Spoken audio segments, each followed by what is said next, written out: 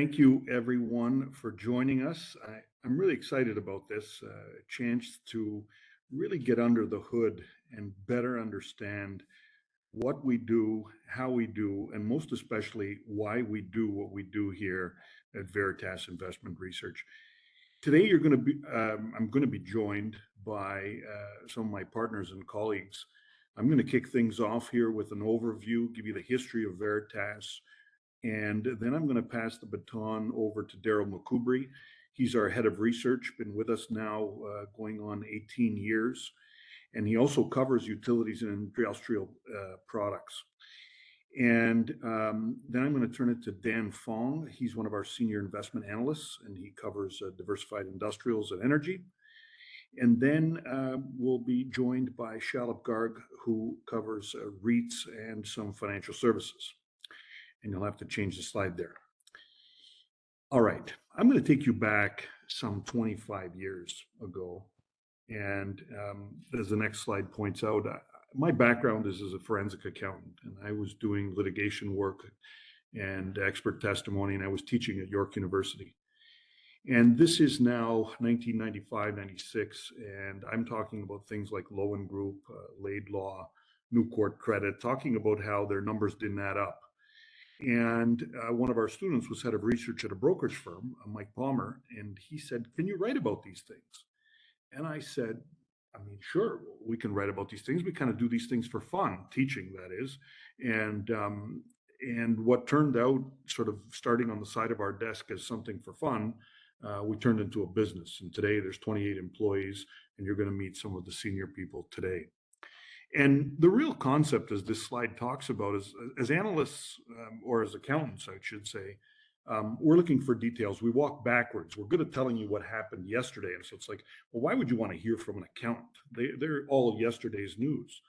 But our view and what we've become and proven works is that the better you understand what happened yesterday, and most especially why it happened, helps you better understand whether it's sustainable and it's going to happen again. And with that, you can make better investment decisions. And so I'll take you to the next slide here. And it's really been about avoiding blowups. I'm sure if many of you have heard of Veritas, you've probably heard over time how we've called out some of the biggest blowups, or most of the biggest blowups here in Canada over the last 25 years, kicking it off, of course, with Nortel. And some of the biggest ones more recently was Valiant Pharmaceuticals, but in between merged in that was gold and energy and banks. But our ability to just be independent, as Darryl's going to walk through in more detail and say what we want, allows us to be, for example, negative on an entire sector and call out a sell when that's necessary. So if you turn to the next slide. It really, as I was saying, started out with Nortel, and in February of 2000, we said that to sell Nortel, and it was $82 on its way to 126. And I'll never forget, we just got the business going, and we actually had clients that canceled. And this picture is really ingrained in my mind. It's the picture where you see the slope on the left side of the curve for the stock. It tends to look like what the right side's going to be. And it's kind of, if you think about it like a movie, you don't know when it's going to end, but you know how the ending's going to be often. And this is what we want to avoid. These are the situations that destroy performance. So let's go to the next slide. Our approach, you'd like to think we're rocket scientists, but if we click the button, it's really about separating business innovation, and if we click the button, from accounting innovation. And as the next slide will point out, because the point is that business innovation leads to earnings and multiple expansion, while accounting innovation is just simply not sustainable. I like to always use the example, if you ask an accountant what 2 + 2 is, the only accountant that you want to hire is the one that responds and says, "Anything you want it to be, sir." And as I'm going to leave you with a thought at the end, I think we're entering a point today in the marketplace where companies are starting to play fast and loose with their numbers, and you can bet that we're on the lookout. Okay, so let's look at the next slide. So again, it's just about facts. We separate facts, determine what they are, gather them from various sources. Sometimes it's going to be talking to customers, speaking to peers, talking to past employees, um, in order to prove and find out what's sustainable. And this way we can separate the facts from the story, and we can come to an opinion based on those facts and not get sucked into these big stories that become balloons and become what we call bubbles. And let's turn to the next slide. And so I like to think of myself as a skeptical optimist, and we'll hit the button, because I'm always asking the question why. And why is that? Because if you hit the button, nothing happens without a reason. In fact, there's a reason we're here today. We'd like you to become a customer, a client of ours, so that we can help you make better investment decisions. And it's a partnership. We know that you're not going to accept every single one of our decisions. We may sometimes be at odds. We may sometimes be consistent with your point of view, but you can always understand and know that we have your best interests at heart. We're giving you an objective, independent view that we've researched, and we have nothing else to gain but to help you make money. So let's turn to the next slide. So when I summarize it up, I'd like to tell you that there's this magic wand. We always do this one thing, and every time we do that, it works. No, it's really, there's no rules. There's only tools. We look for what's not included in the financial statements, and we want to develop critical questions, not certain answers. And if you click the button, because we believe the better questions make better, if we ask better questions, we're going to make better decisions, and therefore we're going to get better results. Over to the next slide. Our business, it started out on the institutional side. Today, we have about 75 institutional clients here in Canada and the US. We've actually added a couple also in Europe, in the UK. Regulators are clients, so if there's any accountants on the call here on the webinar, you'll recognize the name CPAB, so they're clients of ours. Organizations like Deloitte, CPA Ontario, etc. They're all looking to manage risk. And we also do training is a big part of our product offering, and that's something you're going to hear about.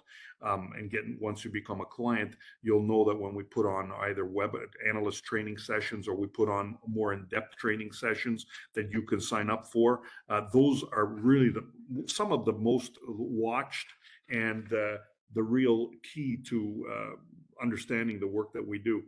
And as well, back in 2001, really on the back of the call with Nortel again, we signed a long-term agreement with RBC Dominion Securities, and that's been in place now. It's kind of hard to believe, 23 years that we've been exclusive to them. And from the standpoint that no other bank-owned IA platform can do an enterprise deal with us. We can sell on one-off to individual IAs, but we can't sell sort of big, large contract deals. On to the next slide. I'm really proud of our team, and we're 100% employee owned. Many of the individuals on this slide are partners and shareholders of the company. We have 13 shareholders, including myself, of course. And you can see that we've had individuals here, of course, that are been with us for a couple of years, and up to, as I mentioned, Darryl, who's been with us 18 years, as well as Dimitri, also 18 years. And this only spans the experience they have with us. Many, as you'll hear from Dan, although he didn't start his career with us, we've known him since he started his career in the industry, because he used to be a client. So his experience in the industry goes back over 20 years. On to the next slide. In this slide, I'm going to explain the lines, and then you'll see why I believe that the CFO's office is about to get busy, and that means that there needs to be a heightened awareness of what's going on in financial statements. So on the black line, that's the 10-year Treasury rate. And so you can see that the yield has gone from essentially near 7% in 2000 down to under or roughly 1% in 2020 and 2021, and it's risen like a rocket up now to 5%, or thereabouts. Now it's sitting around 450. but it's hit 5%, and so now it's trading around 450. In the meantime, you can see the blue line, that's the S&P 500, and you can see that over this time period, with the tailwind of lowering rates, the S&P 500 has really levitated. Well, now that rates have risen, it's going to put pressure on cash flows because interest rate payments are higher, IRR rates are higher. And so now all of a sudden, with that change in cost of capital, what that means is that you're not going to be able to make, or organizations are not going to be just able to cover things up by making acquisitions at high prices. Now those acquisitions are going to be really questioned. And now there's going to be pressure on the CFO's office where the CEO goes in and management says, hey, listen, we need to make $1. Go back to your office and figure out anything you have to do and come back because we can't disappoint. And that's really one of the key things holding together today's market. So let's turn to the next page, and I'll wrap things up. It's all really about anticipating the play. So let's click through here. And it's really because nothing matters until it matters. It's kind of, we'll point out many things in the financial statements, and oftentimes we're early. If I've had any criticism over the last 25 years, it's been, Anthony, stuff you're talking about, nobody cares about. They're never going to care about that. And what I often have said to them, you're right. Nobody cares until they care. And then when they care, they're going to care a lot. And so let's look at the next slide. We developed a credo here. You have to have a credo when you run a business. We think that no companies, they don't go bankrupt because of poor accounting. However, when a company resorts to income management techniques, it's usually because the underlying business is not sustainable. And I'll leave you with a nice picture here.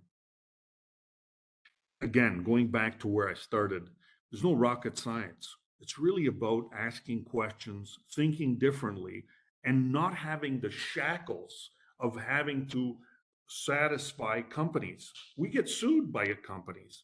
We get chastised by companies. I can't tell you, I frame legal letters. I love them when they come because it's a sign that, as Shakespeare said way back, he said, thou doth protest too much. If the issues that we identify cause companies to get upset, it's more, actually, we've never been wrong in those situations, I can tell you. So it's often asking those tough questions, taking the hard road, and that's often what leads to the right answers. So with that, thanks for listening to me, and I'm going to turn it over here to Darryl. The next slide. All right, thanks a lot, Anthony. I'm Darryl McCoubrey, Head of Research, also Vice President. I cover utilities and infrastructure stocks in Canada. As Anthony mentioned, I've been here for quite some time. And I am also an accountant. I think the thing that differentiates us the most from some of our competitors is the fact that we're independent. What that means when I use the term bottom up is that I rely on our independent sector experts for opinions. We don't push down any kind of conflicted ideas about how we could potentially maybe do better as a firm, let's say, with research going one way versus another. We rely exclusively on our analysts to feed ideas up. In terms of what we cover, by market cap, we're at about 80% of what our benchmark index total market cap would be. In terms of stocks, that equates to about 90 individual issuers that we cover currently. You see that Anthony mentions accounting quite often. I'm an accountant. I'll get into more detail later on what that means in our analysis because it's truly foundational to our ratings and our recommendations. On the ratings, we try to convey conviction with words that are easy to comprehend, I think. We have a buy rating, which is obviously the stocks we like the most, a sell, which are stories we probably avoid, and then reduce, I like to think of as somewhere in the middle and also probably a little less conviction sometimes as well. And so I think at the ends of the spectrum, you sometimes find our best stories and our best performance. We are a designated accounting training office, which I think speaks to the fact that we have that kind of bench strength in the accounting side of what we do. And our track record shows that independence outperforms. Going into more detail on the next stock to illustrate kind of what independence means, and I presume it's probably intuitive mostly, but we have a single source of revenue. It's just equities research. We don't do all of these other things listed. It gives us an unconflicted view We prioritize higher risk-adjusted returns. That's essentially it. In terms of the process, if we move on to the next slide, we have a framework that we illustrate in a product called our rating pages that I think separately identifies 5 common core characteristics that we want to contemplate before rating a stock and valuing a stock. It starts with business operations. I think of that as an inherent asset risk. We compare kind of the elasticity of demand. We compare the competitiveness of cost structure, not just operating cost, but capital cost as well, cost of capital included. We also rate accounting and disclosure. Our work, and I'll show this on a slide a little later, starts with trying to understand how a business generates its returns to shareholders today. To understand that, we need to make sure we're comparing consistent metrics across hopefully assets that have comparable risk. If we can do that well, we know that our calls will turn out well. One of the factors, though, that can undermine our ability to predict better performing stocks is how sustainable the cash flows are. And so that's the third category. And for sure, one of the most important, because it kind of drives the next one, which is balance sheet risk. They go hand in hand. But I think the unique thing about the cash flow sensitivity is that this might get into the grayer areas of research. Let's say legislative risk, for instance, or risk of potential new cultural shift, even or disruption in technology. These are the kind of things that could undermine the sustainability of the business. If that ultimately meets a going concern end, you can run into fundamental balance sheet risks. That's one of the obvious red flags that we try to avoid. I don't think you can be fully confident in a risk-adjusted profile of a stock if you see an unpredictable balance sheet, a future of debt service or credit metrics that might be volatile. That undermines returns based on our experience for sure. And then corporate governance kind of pulls it all together to rate the management team, to rate the strategy they've employed. We spend a lot of time looking maybe at how executives are compensated, make sure that's aligned with shareholders. We scrutinize those that don't prioritize higher direct returns. Most people like some income as part of their investment, but that scrutiny doesn't mean that we're just blind to the upside of a growth story either. If we go to the next slide, just to summarize some of the key facets of our process for determining the best prospects for investing. We first rely on the independent analysis of our team, right? And so I get fed up ideas as head of research by our team of some of the best buy ideas across sectors. And so that gives us an opportunity, I think, to compare some consistent and kind of core returns within a sector. And over and above that, I think we're able to, over time, use this kind of independent bottom-up process to get higher risk-adjusted returns, to substantiate the claim that independence outperforms. The next slide, to get even kind of more specific on how we value stocks, it starts with accounting. We review disclosure of both GAAP and non-GAAP disclosures from issuers to try to ensure that we're getting a true metric of cash flow that you could expect as a shareholder. And then once we get that kind of consistent metric, we think that we're better able to do forecasts going into the future, which is step 2, because we know where we are today. And step 3 then is once we have a forecast and we kind of understand how they look against comparable risk assets, we'll advertise to you which ones we think give you the most upside and try to keep you away from the ones that might have more downside risk. If we go to the next slide, this is just to show some of our historic performance. This is since inception of the firm, so it predates me even, which is a long time. And so the stats essentially substantiate what we think works, which is empowering the analyst, empowering the expert to get an unconflicted view to you, the potential client and investor. Our buys outperform, our sells have underperformed, and our reduces have underperformed, but not as much as the sells, which is a really good thing to see. If we move on to the next slide, our top buy calls, a lot of them were centered, I think, in the energy space so far year to date. I won't go too much into it because we could go into long narratives about all those sectors, but you'll hear from our analyst. I don't think he's going to talk about energy today, but you'll hear from Dan Fong, who's made some great calls in that sector for us this year, a little later on. In terms of what we produce, the next slide, the products that you potentially could see as a client, you'll see there's a wide array of them, and that's a function of the slide Anthony had on earlier. We have a pretty diverse client set, and so they have diverse interests. We have certain reports and updates here that would be typical in the sense they look a lot like other equities research. They're mostly just focused on what's the new data point and what's the potential value implication of it. On a daily basis, we try to keep everyone up to speed on new issues that could impact value via a daily ledger. On the accounting side of it, we have specific reports called accounting alerts, which is our best case to kind of identify accounting risk as something material, something that our competitors maybe don't spend as much time on, and we think it can help us outperform for sure. And then just at the very bottom, we have something called a V list, which is a more managed product, actually. It's an attempt by four of us, four of the more senior people, including Anthony and myself, to identify kind of even inherently low risk buys that we think won't necessarily outperform our broader set of buys, but should be less volatile over time. And that list has performed relatively well, actually not as well as our unconflicted buys just from the analysts, which makes sense, more volatility, more return. But that V list is meant to kind of confine that risk a little bit. And then we have an S list, which is kind of the opposite. It's not managed, it's just a list of ourselves. And so this would be a list of the ideas we think you might want to avoid. And we might have better alternatives in other sectors or even other assets in the same peer group as our cell-rated stocks. For my last slide here, I think it's just a few more kind of subscription alternatives that you could potentially consider as a client.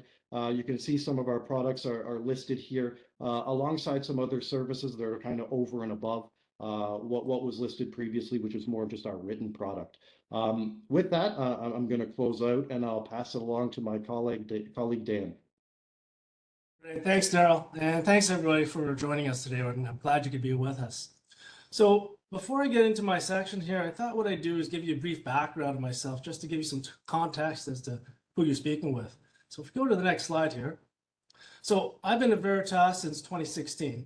And when I first joined, I started covering diversified industrials. And at Veritas, that means a mixture of planes, trains, and automobiles. And then about 2 years ago, I picked up coverage of large cap Canadian oil and gas. So if you think about it, it's basically all the companies that produce and refine oil so that planes, trains, and autos can do their thing. So in an interesting kind of way, we have a bit of a value chain going on here, right? And then prior to Veritas, I actually worked at a Toronto-based hedge fund. And like Veritas, that fund focused on first principles forensic style research. And in fact, at the time, I was actually a client of Veritas. So for me to join the firm, it was a very easy transition because my approach and my values were already very much aligned. Okay, so they asked me to join today just to give you a bit of a flavor for what we do. And I thought the best way to do that would be to tell you a few stories, about a few unique situations that I've come across, how we differed from the market, what we did, and then sort of what the outcome was. So here on this slide here, my first example is TFI. And that's a Quebec-based trucking company that we initiated coverage on in July of 2020. And TFI is interesting because it's a growth by acquisition company. And when most people hear that, they turn around and walk the other way. And who can blame them, right? I mean, we've all seen our fair share of growth by acquisition blowups. And if you look skin deep at TFI, you would have seen a company that was sporting negative organic revenue growth. You would have seen a company that was staring down the barrel of a COVID recession. But the thing about TFI was the company had been around a long time and it hadn't blown up yet. They somehow managed to avoid the 3 cardinal sins of growth by acquisition. So we rolled up our sleeves and we took a look. We took a look at the stock performance. We did an attribution analysis. And when we looked at that, we saw signs of real fundamental gains. The stock wasn't going up because of multiple expansion. It was going up because of earnings growth. So then we took a deeper look at the business model. And under growth by acquisition, under the umbrella of growth by acquisition, you have everything from consolidator to conglomerate. But TFI was neither one. TFI was and is a platform acquisition company. And they found a repeatable way to create value through shedding unprofitable volumes, through repricing contracts and improving efficiency. And all of that became very evident in our accounting book. Go to the next slide, I'll show you what I mean. I think probably one of the biggest things we did to get us to that aha moment on TFI was our accounting analysis on margin attribution. Now, in most companies, in most growth by acquisition companies, the main source of margin expansion is cutting corporate overhead, SG&A. But the thing about that is there's a very limited runway for that. You can only cut so much. In TFI's case, the main source of margin expansion was in the cost of goods account. So that's that large green bar you see there labeled materials and services. So when they're able to improve that aspect of the business, what that means is they can generate a higher gross profit margin, which translates into operating margin. But when you can improve a company's gross margin, that's usually a sign that the company is doing something better with its operations. So it could be stronger pricing, margin expansion, operational efficiency, all the things that you would normally associate with positive business momentum. So if we turn to the next slide, this here is an index stock price chart showing performance since we initiated coverage in mid-2020. And we were fairly fortunate here with timing, but overall, this has been a four-bagger over the last 4 years or so. Okay, so if we turn to the next slide, oh yeah, let's turn to the next slide. Where are we today? Where is TFI going today? Well, the thing about TFI is they've still got multiple self-help initiatives. They're all internally generated, so they can do those things and pull in those levers to continue to improve margins. And they're also looking at a corporate spin out here. Later this year or early next year, they're looking to spin out one of their divisions that should help unlock some value. And when we look at the stock, the range of outcomes is fairly wide. But if they can do the things that they say they can do, we could be looking at a $200 stock over the next 12 to 24 months. Today, TFI trades at about $140. Okay, now the second example I have for you, if we turn to the next slide, is Bombardier.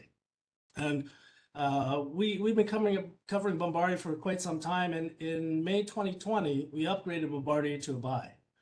But at the time, Bombardier was probably the most polarizing company and the most hated stock in Canadian capital markets. It was over-leveraged. It flirted with bankruptcy more times than most normal companies ought to have. And even in a good market, this was a hard stock to own. And at the time, its status as a going concern was an open question. The stock was trading at 30 cents. That's like bankruptcy territory, right? But if you got distracted by all that noise, you would have missed what was happening underneath. They just ended a heavy investment cycle. Liquidity was actually much better than most people understood. And it was a complicated story that was about to get much simpler. To us, this was the mother of all terminal value bets. And when we see these things, this usually makes for a highly asymmetric risk-return profile. So our potential upside on this significantly outweighs our potential downside. So we go to the next slide. I think the most telling thing that we did on Bombardier was our work on their debt maturities. And what I have here are two charts here showing Bombardier's bond amortization schedule at that time. And the chart on the left is what the market saw. The market was fixated on almost $4 billion worth of debt coming due within the next 2 years. But the thing is, the market didn't give the company any credit for cash proceeds coming from asset sales, improvements in working capital, improvements in free cash flow. And if you accounted for all those things, those 2 years of near-term debt goes away. And now we've got lots of breathing room to cut costs, to simplify the business, and improve operations. And that's what they did. We turn to the next slide. This is another index stock chart. This one's showing Bombardier since our upgrade in 2020. And certainly this has been a volatile ride. But overall, this has been a 9-bagger over 4 years. So a very, very successful outcome in my opinion, and by most accounts, I would say. Okay, so next slide. Where's Bombardier today? Where's it going? Well, first off, they're still on track here to meet their 2025 turnaround objectives. And secondly, they're starting to pivot to a higher margin revenue growth. Now, it's not going to be a straight line, but there is definitely a credible path here for continued margin expansion and free cash generation. And if they achieve what they set out to do, there's potential for a valuation re-rating as well. And in a full re-rating scenario, we could see the stock at that $200 level over the next 4 to 5 years. And what we've done here on this chart on the right side here is we've present valued our future scenarios back to today. But by our account, we still think Bombardier remains a highly asymmetric risk return profile. Okay, so that's it for me. I hope this gave you more insight into what we do. I hope it gave you a flavor for who we are and the things that we look at. And with that, I'm going to invite Shalabh to come up here and speak to you about REITs. Thank you, Dan. So let me start with a brief introduction about myself, and then I'll discuss with you on how we look at the REIT space within Canada. So I've been with Veritas for just over 4 years now, and I started off supporting our financial services analyst and helping him expand our coverage for the large cap banks and insurers. Then about 2 years ago, I picked up coverage for the real estate investment trusts. And today we cover 11 of them across 4 subspaces, namely residential, retail, office, and industrial.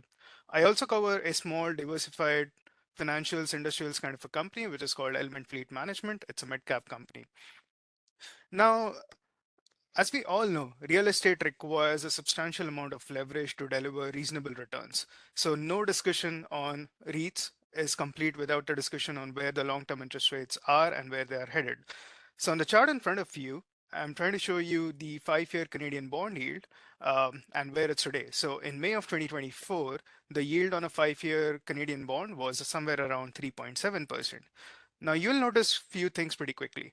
One, this yield is much higher than where this yield was over the last 10 to 15 years, but also it was much lower than where it was in the mid 90s, the late 90s, and the early 2000s. Now, why is that time period so important, the late 90s and the early 2000s? It's important because that's when the first REIT began to publicly trade in Canada. So the first REIT that traded publicly was RioCan sometime in 1994. And then in 1998, a few years later, we had the REIT index being published. So what this chart tells me is when the REITs began trading publicly, they were facing a higher interest rate environment than what they are facing today. And they've still navigated that environment well and delivered positive returns. So there is no reason to believe that the current interest rate environment is detrimental to the REIT business. Now, moving on to the next slide, let's take a look at what the bond market expects in terms of where the long-term interest rates are headed. So on the chart in front of you, anything on the right side of the dotted lines are the bond market expectations. So you can see that the bond market expects interest rates to be somewhere between 2.5% and 3.5%. And what that means is the rollover spreads or the rate at which the debt that will get refinanced for the REITs is going to be about 200 basis points higher. But there's another way to interpret this data point. The bond market does not expect the long-term interest rates to rise from today. So that means the downside valuation pressure on the REITs valuations is minimal as of today, especially if these expectations were to play out as they are. On the next slide, we'll talk about a common myth that exists for the investors, and that's whenever rates rise, real estate investment trusts or real estate companies don't perform well. But I want to talk about that a bit. So over the last 30-ish years, we have had 5 instances where interest rates have risen. And as you can see, the REIT index has still delivered positive returns in 2 of them. So I'll just quickly mention the 5 instances. So the first one was the pre-dot-com bubble burst in the late 90s and the early 2000s. The second one was pre-great financial crisis from 2007, 2008. The taper tantrum from 2013, the back to normal from 2018, and then the current period, which is post-pandemic, which is somewhere around from July 2020 to today. Now, the REIT index did deliver positive returns in the pre-GFC and the back to normal of 2018. And even when the REIT index did not deliver positive returns, there still were some individual REITs and REIT spaces, or subspaces, which did deliver positive returns, as you can see from the chart. So on the next slide, what I'm going to do is I'm going to talk about the characteristics of these high quality REITs that do well regardless of where the interest rate environment is headed, right? So we have categorized these features or qualities of these REITs into 4 buckets. So we focus on earnings growth, or you can say cash flow growth. The other one is payout ratio. The third one is credit metrics, because real estate requires leverage. And then the last one is trends. So these could be macro trends, these could be micro trends. And I'll just give you a quick overview on each of them. So within the earnings growth part, we like to look at NOI, or net operating income per unit. That gives you an idea of how a property is performing for a REIT before getting impacted by the capital structure of the REIT or financing of that particular property. The second thing that we like to look at is funds from operations per unit, which are a good proxy for cash flow from operations. On the payout ratio, now the payout ratio is very important for a REIT because a REIT is tax exempt as long as it pays out its taxable income in the form of distributions. But remember, taxable income is different from cash. So what you want to see on the payout ratio is that a REIT does not pay more than 80% of the cash it generates. That way it gets to keep some cash to reinvest and grow its properties and its portfolio. Now on the credit metrics front, we like to look at a few ratios, one of them being interest coverage, the other being debt to EBITDA. And those kind of give us an idea of whether the REIT is appropriately leveraged or not. And then macro trends, these are more art than science. It's very hard to identify a trend because there's a lot of noise out there. But once you can identify a trend, you can very easily figure out which REITs are going to be the winners and the losers. So a few examples of these trends could be population growth. Within population growth, it's interprovincial migration that you can look at to see which provinces are benefiting more from population growth, and then the REITs which have more exposure to those provinces, they are probably placed better. So these are just examples of how we try to look at the REITs, and our analysis showcases these are the 4 main characteristics that if you can focus on, you're very likely to get a good outcome to your analysis. So in general, our message is this: look for REITs with solid and stable credit metrics, look for a sound capital deployment strategy, and favorable operational fundamentals for the REITs. Now, before I'm done with my part, I want to talk about what happens when interest rates decline on the next slide. So the valuations for REIT behave similar to bonds with positive convexity, which means there's more upside when rates go down than there's downside when rates go up. So as you can see, if the long-term interest rates were to decline by around 100 basis points from today, the REIT valuations would go up by somewhere between 10 to 20%, depending on the subspace. But if the other thing happens, which is the interest rates were to rise by 100 basis points, the valuations would decline by somewhere around 8 to 10%. So as you can see, it's less than the upside potential. Now, I hope this provides a high-level overview of how we think about the REITs. And that's it from me today. I'll pass this presentation on to Anthony for closing remarks and any questions and answers. Thank you. Thanks, everyone. Please reach out. We'll probably be following up as well, and we look forward to working with you and your teams. Thank you.